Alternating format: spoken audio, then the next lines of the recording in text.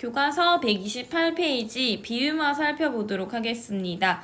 비음화란 기역, 디귿, 비읍과 같은 비음이 아닌 소리가 니은, 미음과 같은 비음이 맞는 비음 소리 앞에 위치할 때 이 뒤에 온 니은, 미음의 영향을 받아서 이 앞에 온 기역, 디귿, 비읍과 같은 비음이 결국 비음 소리로 응느무 같은 비음으로 변화하게 되는 현상을 가리켜서 비음화라고 합니다.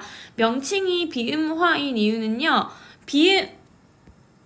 비음이 아닌 그드브와 같은 소리가 결국 비음으로 바뀌었기 때문에 비음이 아닌 소리가 비음이 되었다. 될 화자예요. 그래서 비음화라는 이름을 가지게 되었습니다. 자, 그드브를 응느무로 변화시킬 때 유의할 점이 있는데요. 두 번째 줄에 나와 있죠. 비음 앞에 그드브를 응느무로 변화시킬 때 기역은 이응, 니은, 미음 중에 아무거나 이렇게 변화되는 게 아니라요. 각각 같은 위치에서 소리나는 비음으로만 바뀌어야 한다라는 유의점이 있어요. 무슨 의미인지 정확하게 이해가 되지 않을까봐 다음 체계표로 한 번 더 살펴볼게요. 자, 우리가 브, 드, 그 같은 소리를 무는, 응과 같은 소리로 변화시키는 현상을 비음화라고 했는데요. 비읍과 같이 양순음에서 소리나는 비음은 미음밖에 없어요. 디귿과 같이 치조음에서 소리나는 비음은 니은밖에 없어요. 기역과 같이 연구개음에서 소리나는 그 비음은 이응밖에 없습니다. 그래서 결론적으로 비읍은 미음으로, 디귿은 니은으로, 기역은 이응으로 각각 그 대응하는 짝이 정해져 있다라는 것 이해했으면 좋겠습니다. 다시 교과서 본문으로 돌아와서 비음화의 예시자료 들어보도록 하겠습니다. 국물 간이 안 맞니? 왜 벌써 밥뚜껑을 닫는 거야? 국물은 맛있는데 밥물이 안 맞았는지 밥이 좀 질어서요.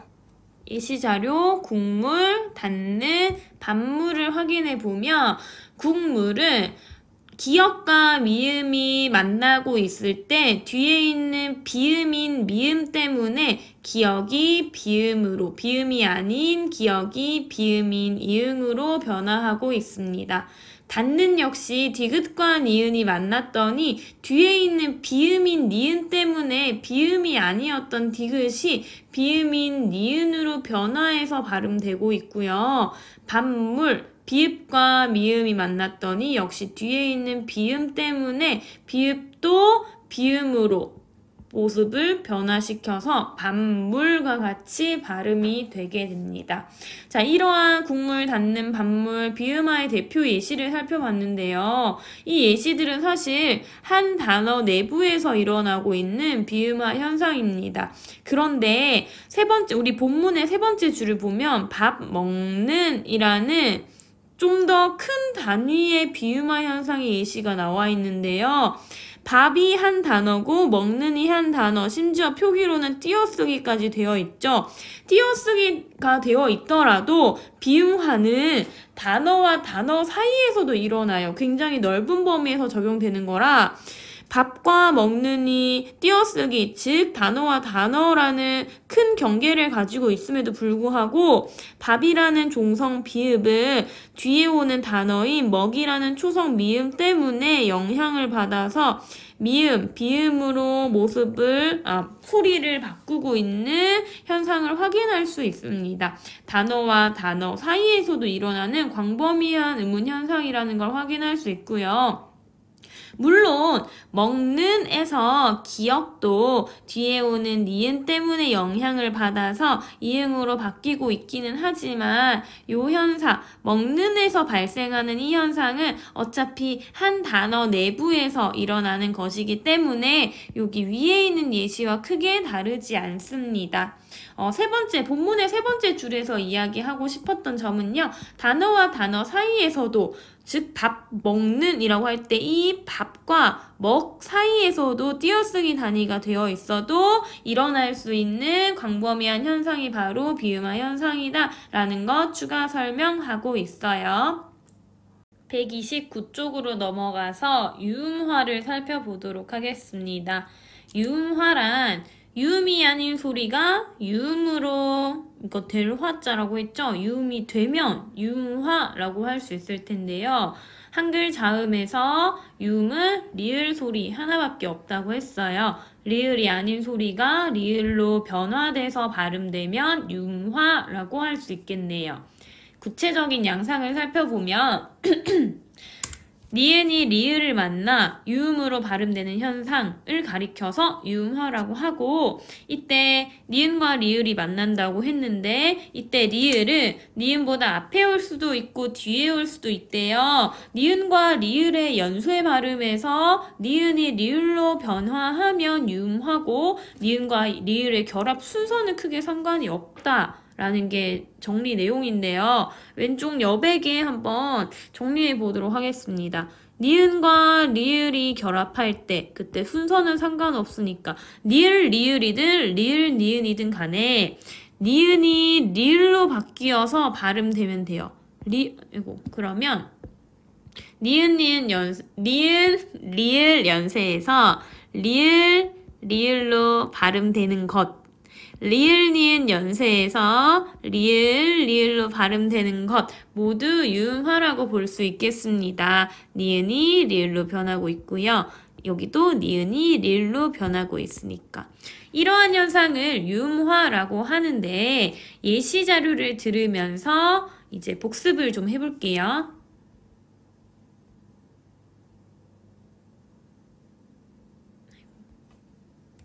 내일 앞산 등산로 근처에 있는 산림욕장 갈래?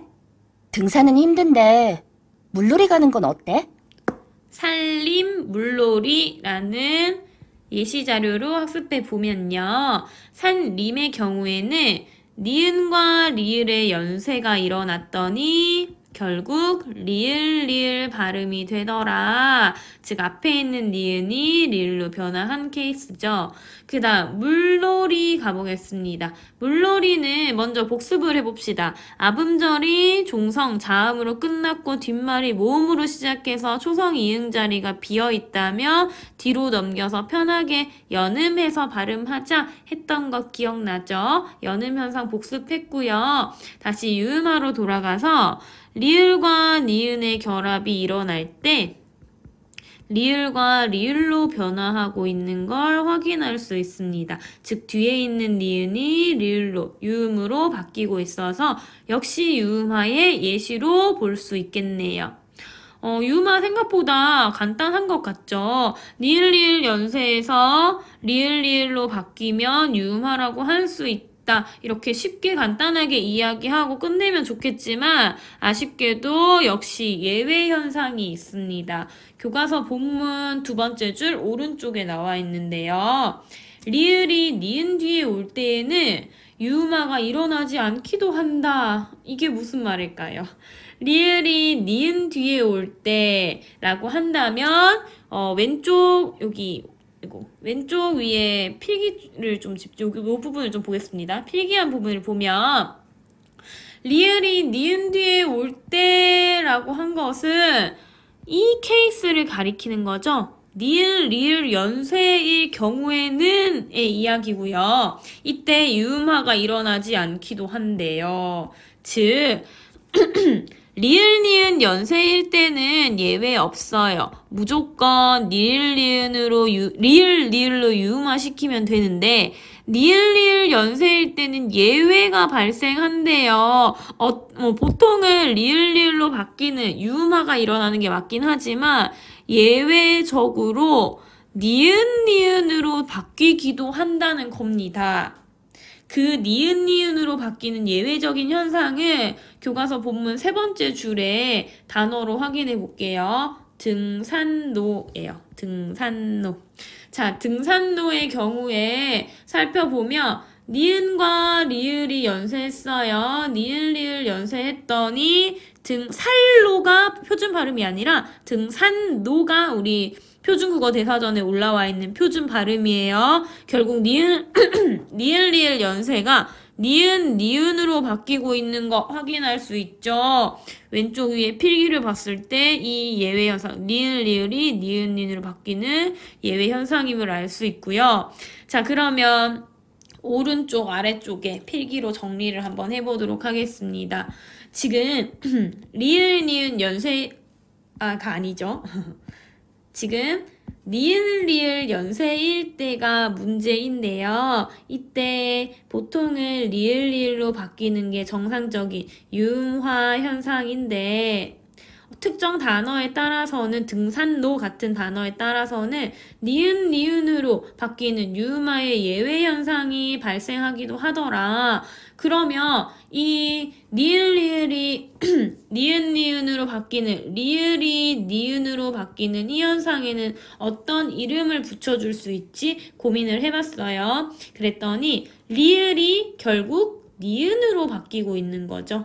니은의 자음적 특징은 비음입니다. 그래서 이 리을이 니은으로 바뀌는 이 현상, 이 예외 현상도요, 비음화의 일종이다 라고 할 수 있는데, 우리가 조금 전에 배웠던 일반적인 비음화는요, 기역, 디귿, 비읍이 비음, 니은, 미음 앞에서 그 모습을 각각 이은, 니은, 미음으로 바꾸는 이러한 현상이 일반적인 비음화라고 했어요. 자, 그러면 이 일반적인 비음화랑 그냥 이 유음화의 예외로 다루어지는 이 비음화 현상은 결이 다릅니다. 층위가 조금 달라서요. 새롭게 이름을 지어 주어야 해요. 그냥 니은, 리을이 니은, 니은이 되는 이 현상을 그냥 비음화라고 하면 일반적인 비음화랑 헷갈릴 여지가 있으니까 이 니은, 리을이 니은, 니은으로 바뀌는 예외적인 현상을 특별한 이름을 지어줘서 리을이 겪는 비음화다. 리을이 겪는 특별한 비음화다. 리을의 비음화라는 명칭을 지어줄 수 있습니다. 복잡했죠? 그래서 다시 교과 PPT로 정리를 한 번 더 하면요. 니은이 리을을 만날 때 리을로 변하는, 유음으로 변하는 현상을 유음화라고 했고, 이때 리을이 니은보다 앞에 올 수도 뒤에 올 수도 있다고 했으니까 니을, 리을, 리을, 니은, 연세 모두 상관이 없는데, 문제는 이때 니을, 리을, 연세에서는 유음화가 일어나지 않는 예외 현상도 발생하더라. 그러한 현상을 가리켜서 우리는 리을의 비음화라고 이야기하자까지 정리를 했습니다. 여기 세 줄에 많은 내용이 들어가 있죠. 학습지로 비음화, 유음화 최종 정리해 보도록 할게요. 학습지 7쪽 비음화부터 보겠습니다. 그드브 소리가 느무라는 비음 앞에서 각각 비음이 응, 느무로 바뀌어서 발음이 되며 비음이 아니던 그드브가 결국 비음 소리로 변하는 거니까 비음화라고 한다고 했어요. 이것이 일반적인 비음화예요. 그쵸? 이러한 위와 같은 현상. 그드브가 느무 앞에서 응느무로 바뀌는 거 교과서 예시 자료 여기 다시 나와 있고요. 이러한 현상을 우리는 비음화라고 알고 있었는데 비음화의 종류에 지금 살펴보면 리을의 비음화라는 것도 하나의 종류로 들어와 있죠. 이 리을의 비음화, 방금 전에 유음화 할 때 교과서에서 했던 건데 기억나죠? 리을의 비음화는 유음화의 예외 현상이었습니다. 그래서 리을의 비음화는 위에 나와 있는 이 일반적인 비음화랑은 조금 결이 달라요. 리을의 비음화 변동 양상을 살펴보면 리을이 니은 뒤에서 즉 니은, 리을 연쇄에서 이 리을이 니은으로 바뀌어서 발음되는 현상, 즉 니은 더하기 니은으로 발음되는 현상을 가리켜서 우리는 리을의 비음화, 유음화의 예외 현상으로 리을의 비음화라고 배웠고요. 예시 자료를 보면 니은, 리을 니은 리을 연세가 일어날 때 리을 리을 즉 유음화로 변하는 것이 원칙이기는 한데 예외로서 리을 리을이 아닌 니은 니은으로 변하고 있는 거 보이죠? 그래서 유음화의 예외 현상, 리을의 비음화 예시자료 확인할 수 있습니다. 옆에 참고를 보면 리을이 니은 뒤에 있는 환경일 때, 즉 니은 리을 연세일 때요. 니은이 리을로 바뀌어서 발음되는 유음화 현상이 원칙이에요. 즉 원칙은 리을 리을로 바뀌어야 해요. 이게 원칙인데 예외적인 경우로 가끔 이렇게 니은 리을이 니은 니은으로 바뀌는 거 예외로 다룹니다. 유음화의 예외, 리을의 비음화 정리하면 되겠어요. 유음화도 살펴보도록 하겠습니다. 니은이 리을을 만나. 그 결합 순서는 상관없어요. 니은 리을이든 리을 니은이든 만나서 이 니은이라는 비음이 유음 리을로 바뀌어서 발음되면 유음으로 될화 바뀌었다라고 유음화라고 할 수 있습니다. 그래서 결합 순서가 상관이 없다고 했으니까요. 니은 리을 결합 순서를 니은 리을 리을 니은 두 가지로 나눌 수 있을 것이고 이때 니은이 리을로 바뀌는 이러한 현상들이 유음화예요. 그쵸? 그런데 우리가 주의해야 하는 연세는 요 니은 리을 연세를 좀 주의하자. 왜냐하면 예외가 있거든요. 니은 리을 환경인 경우에는 단어에 따라서 원래 리을 리을로 바뀌는 것이 원칙이기는 하지만 니은 니은으로 리을의 비음화가 오히려 일어나 버리는 경우도 있더라. 계속해서 얘기하고 있는 거예요. 예외적으로 니은 리을이 니은 니은으로 바뀌는 리을의 비음화 현상이 일어날 수도 있습니다. 예시를 볼게요. 산림, 니은 리을 연세죠. 등산로, 니은 리을 연세입니다. 동일한 니은 리을 연세인데요. 앞에 있는 산림이라는 단어는 리을 리을로 바뀌고 있어요. 유음화 일어나고 있죠. 원칙대로 유음화가 일어나지만 등산로라는 단어는 니은 리을이 연세하고 있지만 유음화가 아닌 오히려 리을이 니은으로 바뀌는 니은 니은으로 바뀌는 이러한 예외적인 현상, 리을의 비음화 현상이 일어나고 있는 걸 확인할 수 있습니다. 단어에 따라서 다른 거라서요.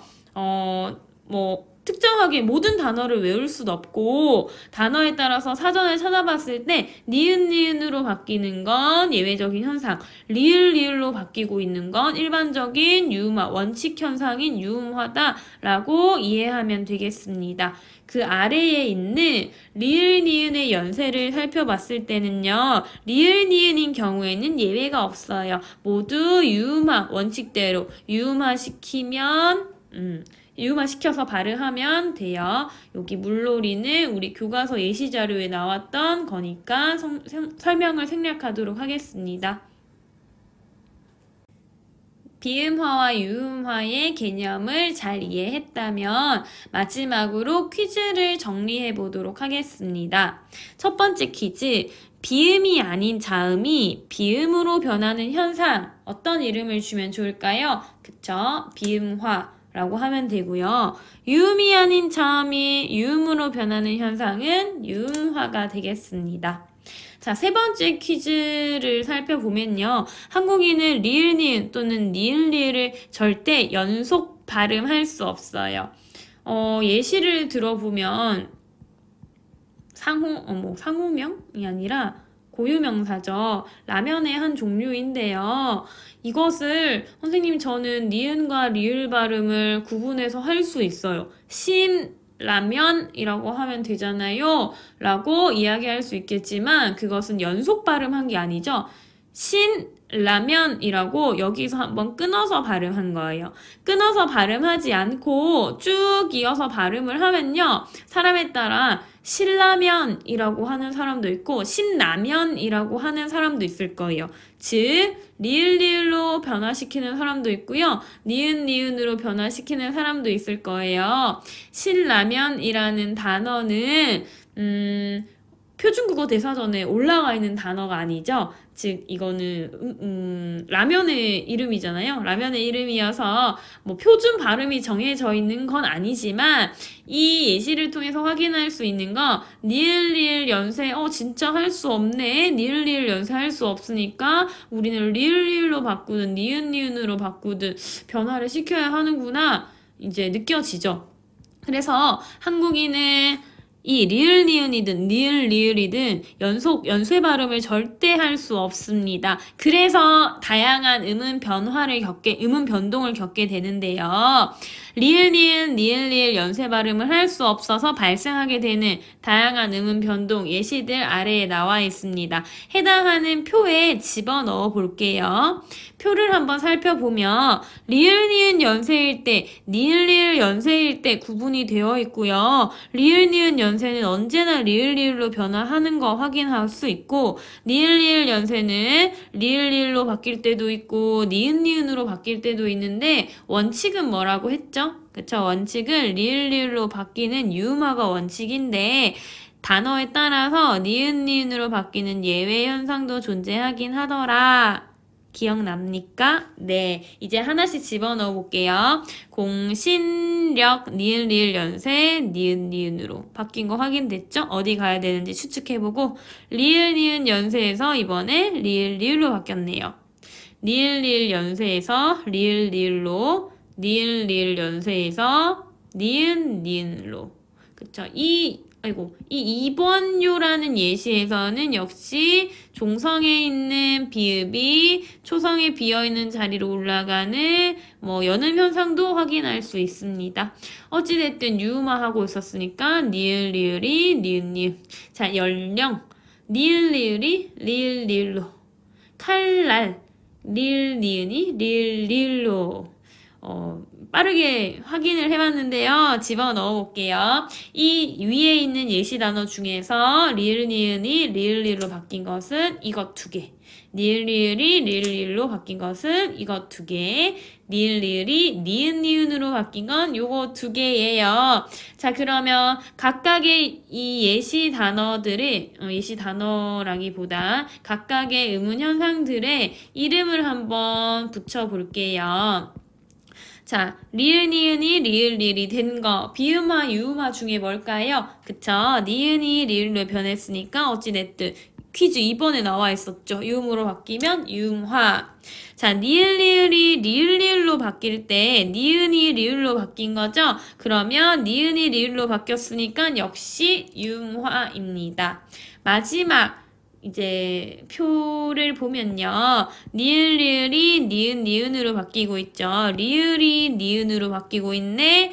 비음이 아닌 리을이 비음인 니은으로 바뀌고 있으니까 비음화의 일종이에요. 그런데 일반적인 비음화는 아니고요. 이 경우는 유음화의 예외 현상인 비음화로서 리을의 비음화라는 이름을 주자라고 했던 것까지 기억나죠? 최종 정리 마무리했습니다. 비음화, 유음화 설명은 여기까지예요. 국외음화 살펴보겠습니다. 교과서 129쪽이고요. 국외음화란 끝소리가 디귿, 티읕인 형태소가 모음이로 시작하는 형식 형태수를 만나 국외음인 지읒, 치읒으로 발음되는 현상이다 라고 적혀 있는데 음운 변동에 대한 설명이 상당히 긴 편이죠. 좀 자세하게 살펴볼게요. 국외음이라고 하면 지금 국외음 지읒, 치읒이라고 되어 있는데 국외음은 뭐냐면 우리 자음에서 조음 위치할 때 국외음들에 대해서 분명히 배웠습니다. 우리가 조음 위치는 입술, 입천장, 치아 뒤, 입천장, 말랑한 입천장, 목구멍 이렇게 이야기를 했었는데요. 한자어들로 조금 기억하자고 했죠.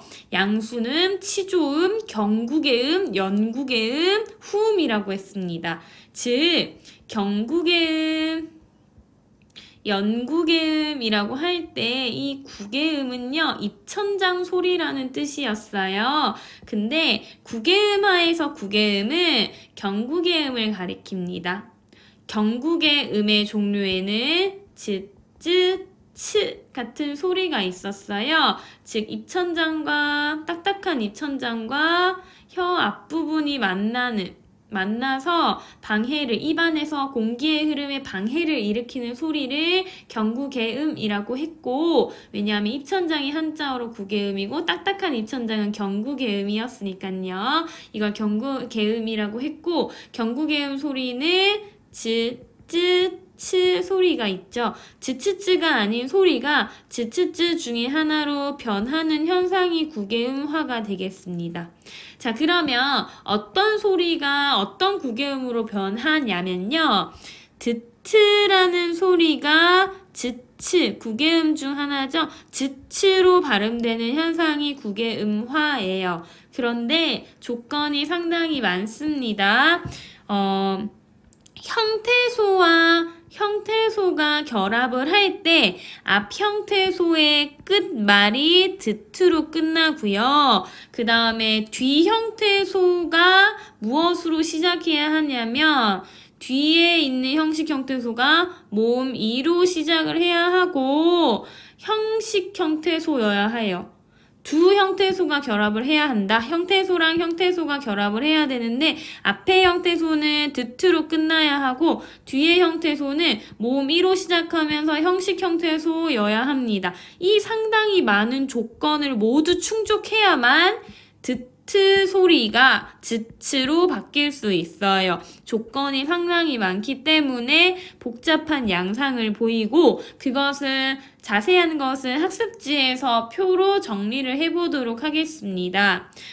예시 자료를 통해서 드트가 즈츠로 바뀐다는 게 어떤 의미지? 라는 생각이 들 거예요. 예시 자료를 통해서 한번 이해해 보도록 하겠습니다. 들어볼게요. 날씨도 별로 안 좋은데 굳이 나가지 말고 안에서 놀자. 그래도 바람 쐬면 좋잖아. 같이 산책 나가자. 굳이, 같이라는 단어로 확인을 해보겠습니다. 자, 굳이 앞 형태소와 뒤 형태소가 만났고요. 앞 형태소가 디귿으로 끝났고 뒤 형태소가 이로 시작하면서 모음 이로 시작하면서 이것은 심지어 추후에 얘기하겠지만 형식 형태소예요. 자, 형식 형태소로 만났으니까 여기 본문에 나와 있는 첫째 줄, 둘째 줄의 조건을 모두 충족한 것이라서 구개음화가 일어나고 있는데요. 디귿이라는 소리가 지읒으로 바뀌어서 소리 나고 있죠. 디귿이 지읒으로, 구개음이 아니던 소리가 구개음인 지읒으로 바뀌어 발음되기 때문에 구개음화의 예시입니다. 두 번째 예시도 볼게요. 같이라는 발음인데요. 갓과 이는 형태소 경계로 나눌 수 있어요. 갓도 하나의 형태소고요. 이도 하나의 형태소입니다. 자, 앞 형태소의 끝말이 티읕으로 끝나고 있고 뒤 형태소가 이라는 모음으로 시작하고 있으면서 심지어 이것은 형식 형태소에 해당하거든요. 자, 그러면 모든 조건을 충족했으니까 구개음화 일어날 수 있어요. 앞 형태소의 티읕이 치읓으로 바뀌고 있는 거 확인할 수 있죠. 구개음이 아닌, 여기 치읓으로 바뀌고 있어요. 구개음이 아니던 티읕이 구개음인 치읓으로 바뀌는 현상이기 때문에 이가 같이로 발음되는 현상 역시 구개음화의 음운 현상의 예시로 확인할 수 있겠습니다. 자, 그러면 왜 디귿 티읕 소리는요, 모음 이랑 만났을 때 왜 구개음화가 일어날까 궁금하죠. 모음이랑 만났을 때 앞에 있는 자음이 변동을 일으키잖아요. 그 이유는 우리 본문 두 번째 줄 끝에 나와 있습니다. 이라는 모음이 구개음, 경구개음에 가까운 위치에서 소리 나기 때문에 이러한 현상이 일어나는 거래요. 구개음화의 발생 이유에 대해서 이제 설명이 나와 있는데 조금 더 다음 슬라이드에서 조금 더 자세히 알아볼게요. 구개음화 현상은 다양한 조건이 있는 복잡한 현상이기는 했지만 최대한 단순하게 이야기를 해보면요. 트 소리가 이 모음 앞에 올 때 즈츠로 바뀌는 현상이 국의 음화의 핵심이겠죠. 자, 그러면 드트 소리가 이 모음 앞에서 왜 즈츠로 변화해서 발음되느냐? 그 이유는 이 모음에 있습니다. 자, 뒤에 이 모음이 따라오는데요. 이 모음과 드트라는 자음은 발음이 나는 위치가 조금 달라요. 드트 소리는 치조음에서 나는 소리, 우리 배웠어요. 트 하면 치아 바로 뒤를 혀끝이 치면서 공기의 흐름을 방해하는 치조음이죠. 그리고 이 모음은 경국의 쪽에서 소리가 난대요. 우리 교과서 본문에도 이는 국의음에 가까운 위치에서 소리나므로 라는 얘기가 나와 있습니다. 이가 경국의음이래요. 이게 무슨 말이냐면 우리가 자음을 공부할 때는 좋은 위치 이야기를 하긴 했어요. 자음 공부할 때는 양순음, 치조음, 경국의 영국의 후음이라고 해서 공기의 흐름을 막는 위치에 따라서 좋은 위치를 이야기했거든요. 그런데 모음을 공부할 때는 모음이 어느 위치에서 발음 나느냐에 대한 이야기 한 적 없어요. 왜냐하면 모음은 입안에서 방해를 받지 않기 때문에 어느 발음 기관이 움직여서 방해를 일으키느냐, 조음 위치와 관련된 문제를 논할 필요가 없었기 때문이에요. 다시 정리. 드트는 치조음에서 나는 자음이 맞습니다. 그러면 이라는 모음이 경국의음에서 나는 소리인 걸 어떻게 알지? 라는 생각이 들겠죠. 모음은 조음 위치가 사실 따로 없으니까. 경국계음에서 나는 소리라기보다 경국계음과 가까운 곳에서 혀를 위치시키고 발음하는 소리라고 보는 게 좀 더 정확한데요. 드 발음을 한 다음에 이를 발음해 볼게요. 이. 혀가 드 발음할 때에 비해서 이를 발음할 때 조금 더 뒤로 빠져나와서 떨어져요. 이. 그런데 즈이를 발음하면 어떨까요? 즈이를 발음하면 즈이.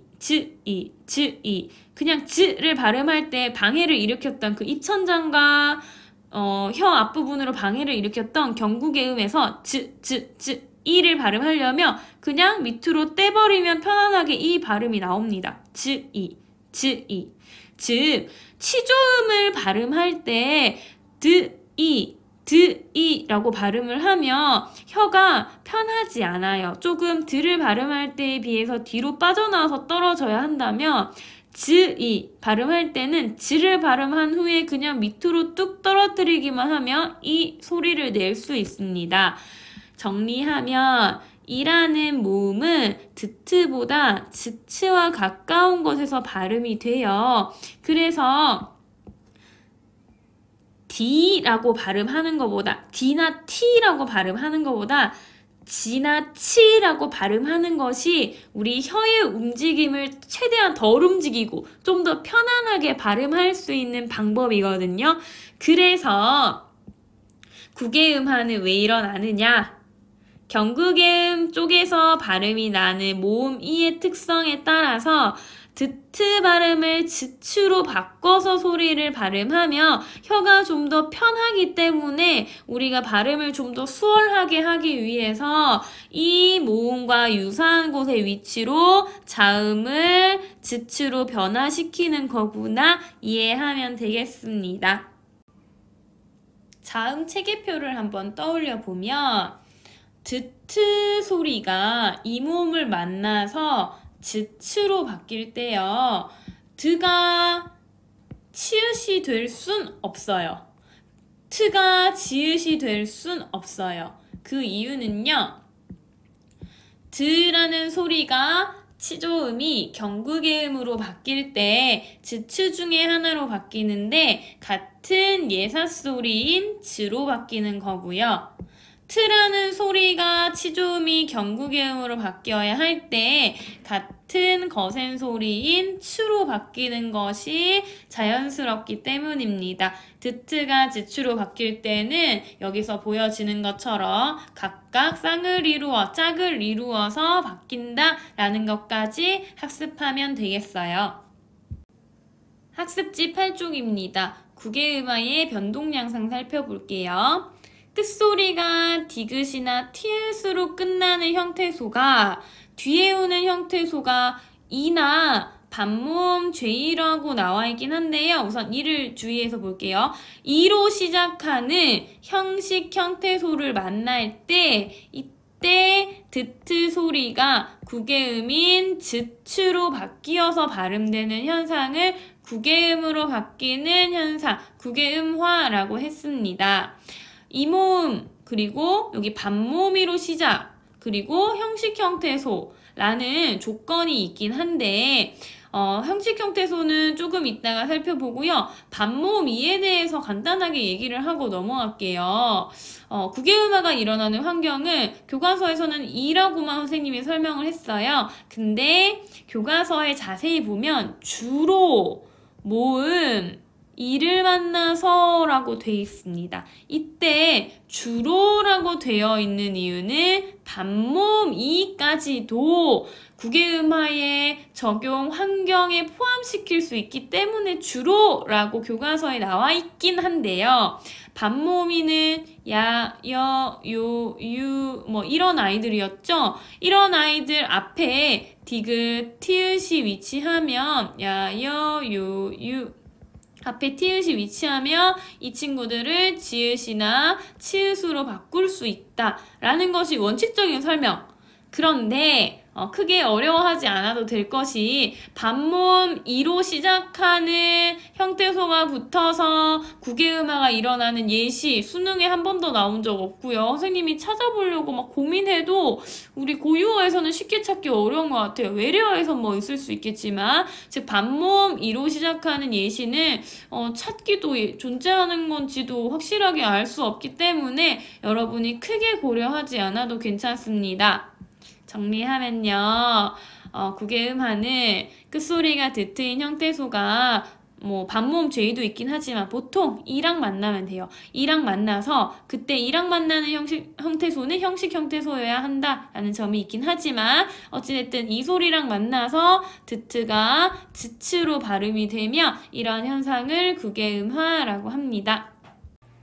구체적인 국외음화의 적용 예시를 살펴보기 전에 학습지 아래로 내려가서 국외음화 관련 추가 학습 내용을 먼저 살피도록 하겠습니다.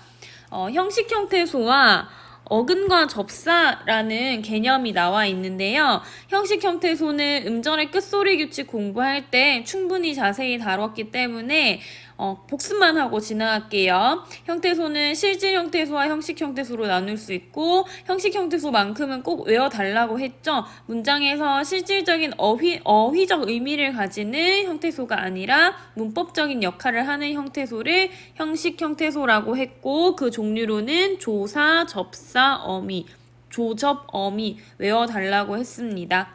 자, 그 다음 개념은 어근과 접사 개념인데요. 어근과 접사라는 문법 용어는 새로운 말을 형성할 때, 새 말을 형성할 때 사용되는 문법 용어입니다. 상당히 중요하거든요. 추가 필기로 설명을 좀 하고 나서 다시 이 슬라이드로 돌아오도록 하겠습니다. 새 말을 직접 형성해 보도록 하겠습니다. 사과라는 단어를 활용할 거고요. 자, 사과라는 말 뒤에 나무라는 말이 붙으면 사과나무라는 새로운 말을 만들 수 있어요. 사과라는 말 앞에 풋이라는 말을 붙여도 새로운 말을 만들 수 있어. 풋사과라는 새로운 말이 생성되었는데 사과나무는 사과가 열리는 나무를 사과나무라고 하죠. 사과가 열리는 나무라는 새로운 말을 만들어낼 때 사과와 나무 중 어떤 요소가 더 중요하게 작용하나요? 다시 물을게요. 사과나무라는 새로운 말의 의미상의 중심이 되는 거, 이 새로운 말의 의미의 중심이 되는 거, 사과일까요? 나무일까요? 결정하기 어렵죠? 왜냐하면 둘 다 중요하기 때문입니다. 사과가 열리는 나무라는 뜻을 지닌 사과나무라는 새로운 말은요, 사과도 중요하고 나무도 중요해요. 그래서 사과와 나무 둘 다 이 새로운 말의 의미상 중심이 됩니다. 새로운 말을 형성할 때 의미상의 중심이 되는 것은 근이라고 해요. 단어의 뿌리 근, 단어의 뿌리 근, 단어의 뿌리가 되는 부분이다 라고 해서 근이라고 합니다. 사과나무와 같이 어근과 어근의 결합으로 만들어진 새로운 말은 합성어라고 해요.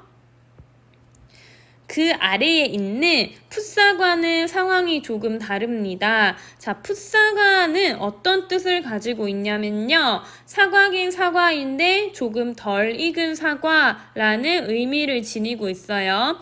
덜 익은 사과의 의미를 지닌 풋사과를 구성하는 요소인 풋과 사과 중에서 여러분은 어느 구성 요소가 더 의미의 중심, 풋사과라는 새로운 말의 의미의 중심이 되는 것 같나요? 정답은 사과입니다. 사과가 의미의 중심이 돼요. 사과라는 것이 풋사과의 본질이고요. 사과긴 사과인데 좀 덜 익은이라는 의미를 보충, 추가적으로 추가해주는 정도이지, 정보를 좀 덧붙여주는 정도이지, 풋이라는 말이 사과만큼의 중요한 지위를 가지지 못해요. 자, 이것처럼 풋과 같이 한 새로운 말을 형성할 때 어근보다, 사과는 이때 어근이죠. 풋사과라는 새로운 말의 의미의 중심이 되는 건 여기 사과니까요. 사과가 어근인데 어근만큼의 중요한 지위를 가지지 못하는 것, 중요하다기보다 의미의 중심이 되지 않고 부차적인 요소, 그냥 의미를 조금 더해주는 요소 정도의 역할을 하는 부분이 풋이고요. 이러한 것들을 가리켜서 접사라고 합니다. 자, 그래서 풋사과라는 말은 접사와 어근이 합쳐져서 만들어진 말이고요. 이러한 접사와 어근이 합쳐져서 만들어진 말은 파생어라고 해요. 그러면 정리. 합성어는 어근 더하기 어근이고요. 파생어는 접사 더하기 어근이구나 정리할 수 있는데, 이때 접사는 항상 어근 앞에만 오는 게 아니라 어근 뒤에 와도 상관없습니다. 어근 뒤에 와도 상관없고요. 어근의 앞에 오는 접사를 접두사라고도 해요. 접사긴 접사인데 머리 두를 써서 앞쪽에 어근의 앞에 오는 접사라고 해서 접두사라고 하고요. 어근 뒤에 오는 접사는 접미사라고도 합니다. 접사긴 접사인데 꼬리미, 어근의 꼬리, 어근의 뒤에 온다 라고 해서 접사는 어근의 앞에 오느냐 뒤에 오느냐에 따라서 새로운 이름도 있긴 하다라는 것까지 추가적으로 정리를 했습니다. 그러면 지금까지의 내용 정리해보면 어근과 접사의 차이점, 어근은 새로운 말을 형성할 때 의미상이 중심이 되는 부분, 접사는 새로운 말을 형성할 때 어근처럼 중심이 되지 못하고 부차적인 요소, 좀 덜 중요한 요소이다 라고 구분을 할 수 있겠죠. 이것이 첫 번째 구분 기준이에요. 그런데 첫 번째 구분 기준으로 어근과 접사를 완벽하게 구분할 수 있으면 여러분은 언어적 감각이 훌륭한 것. 예를 들어 이런 친구들이 있을 수 있죠. 선생님, 저는 풋과 사과가 왜 이게 사과가 더 본질, 의미상의 중심이 되고 풋이 좀 덜 중요한 건지 잘 모르겠어요. 구분이 잘 안 가요. 라고 이야기하는 친구가 있을 수 있겠죠. 그런 친구들은요, 두 번째 이제 구분 방법을 사용해 보는 것을 추천합니다. 자, 두 번째 구분 방법은요, 어근은, 접사는 적어놓고 할게요. 자, 어근은 새로운 말을 형성하기 전부터 문장에서 독립적으로 쓰일 수 있고요. 접사라는 요소는 새로운 말을 형성하기 전에는 문장에서 혼자 독립적으로 쓰일 수 없어요. 무슨 말이냐면 사과나무라는 말을 형성하는 사과와 나무는 둘 다 어근이어서 사과도 문장에서 혼자 쓰일 수 있고 나무도 문장에서 혼자 쓰일 수 있는 요소입니다. 근데 풋사과를 볼게요. 풋사과를 구성하는 요소 중에서 사과는 역시 풋사과를 형성하기 전부터 문장에서 혼자 쓰일 수 있는데 풋은 어때요? 풋은 풋이라는 말만 문장에 덩그러니 있으면 너무 어색하죠. 그래서 풋이라는 말은 항상 풋사과라고 하거나 풋나물, 풋고추와 같이 어근과 함께 결합할 때만 문장에서 사용될 수 있어요. 그래서 접사는요, 어근과 결합해야만 문장에서 사용될 수 있는 거라 어근과 결합하기 전에는, 즉 새로운 말을 형성하기 전에는 독립적으로 혼자 존재하지 못한다, 문장에서.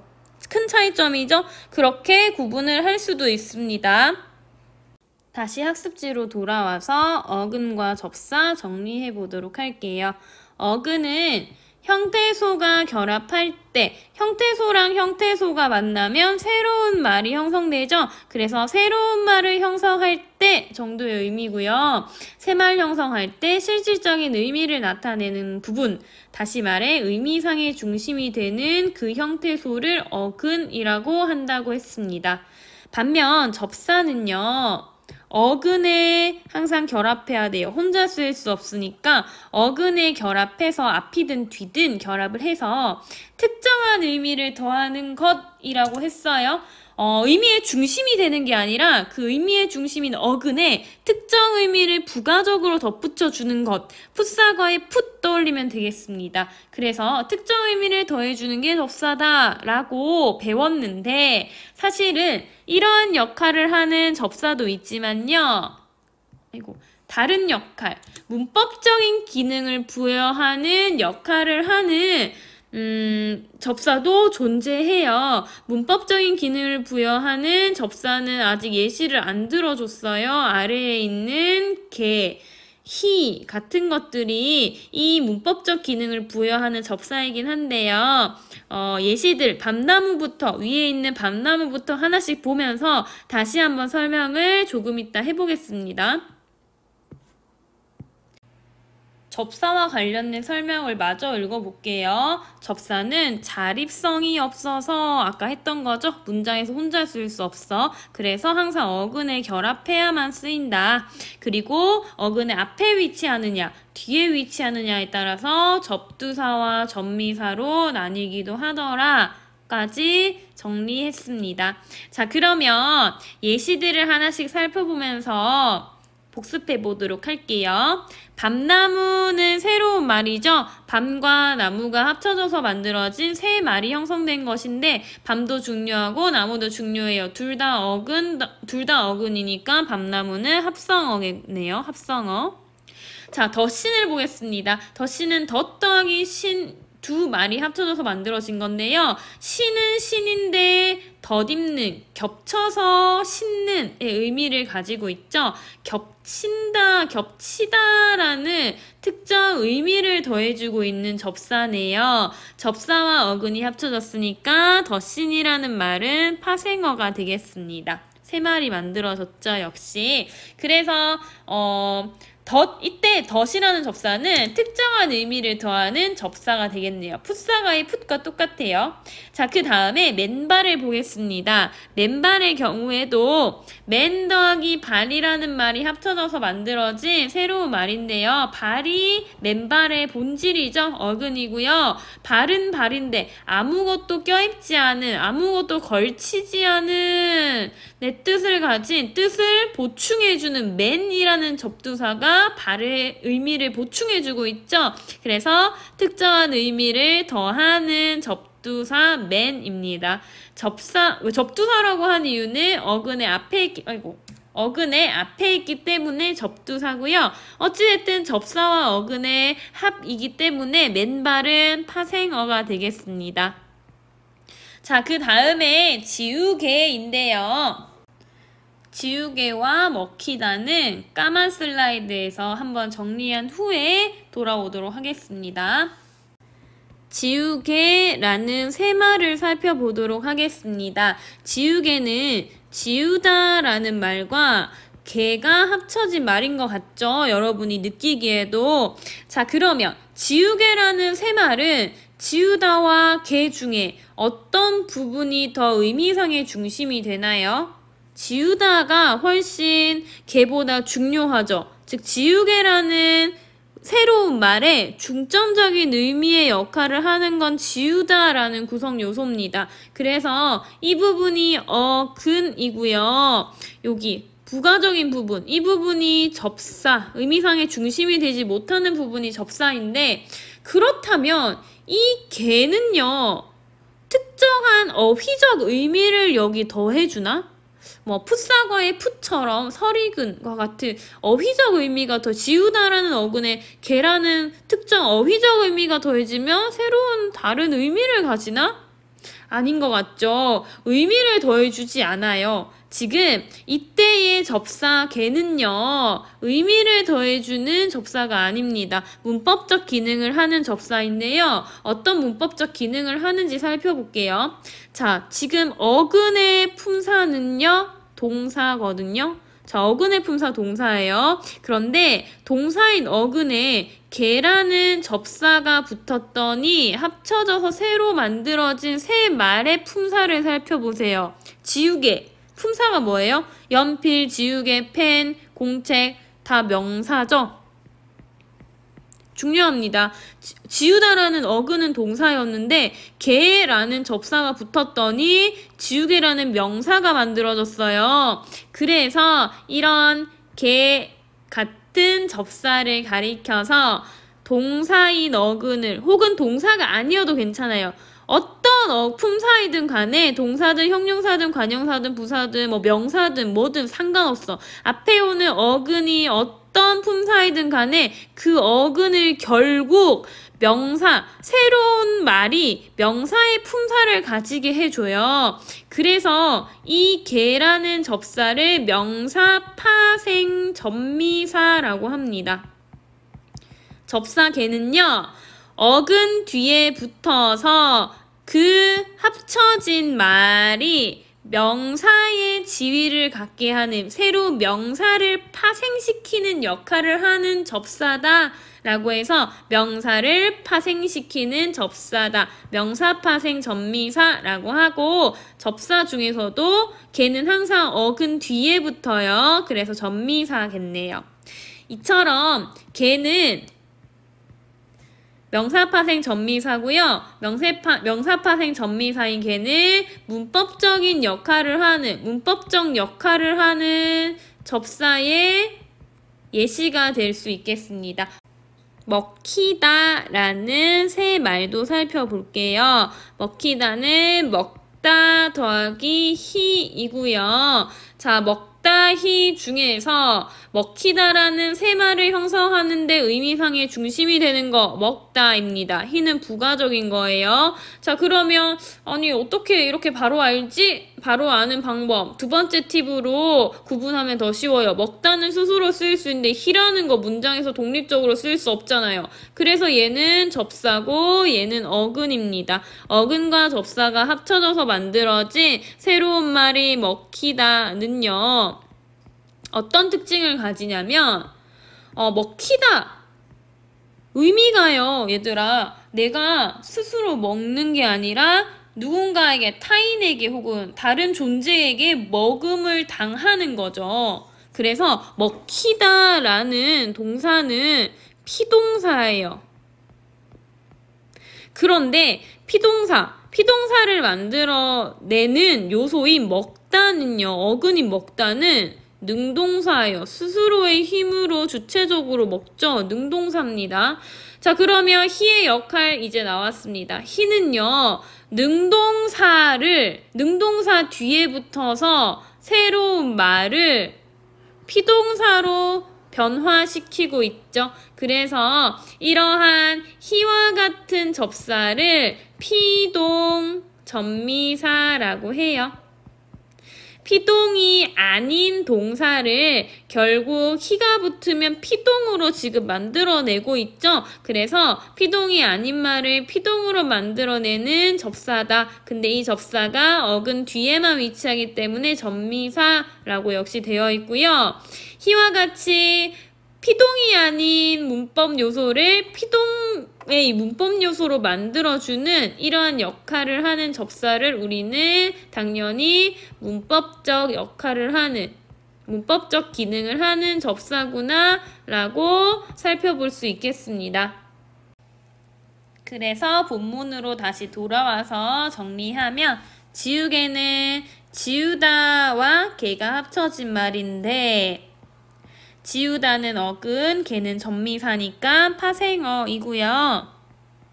이때 의미상의 중심이 되는 지우다, 그리고 의미상의 중심이 아닌 개의 경우에는 문법적인 기능을 하더라. 그 문법적인 기능은 명사를 파생시키는 거더라까지 확인했습니다. 자, 마지막 먹히다 살펴볼게요. 먹히다는 먹다라는 어근에 히라는 전미사가 붙어서 먹히다가 만들어진 거예요. 그래서 어근과 접사가 붙은 거니까 역시 파생어이고요. 자, 파생어 먹히다가 만들어질 때 히가 하는 역할, 이 접사가 하는 역할을 먹다라는 능동사를 먹히다라는 피동으로 바꾸어 주었죠. 그래서 이 히는 피동을 만들어내는 문법적인 역할을 하는 접사다. 피동 전미사라고 되어 있습니다.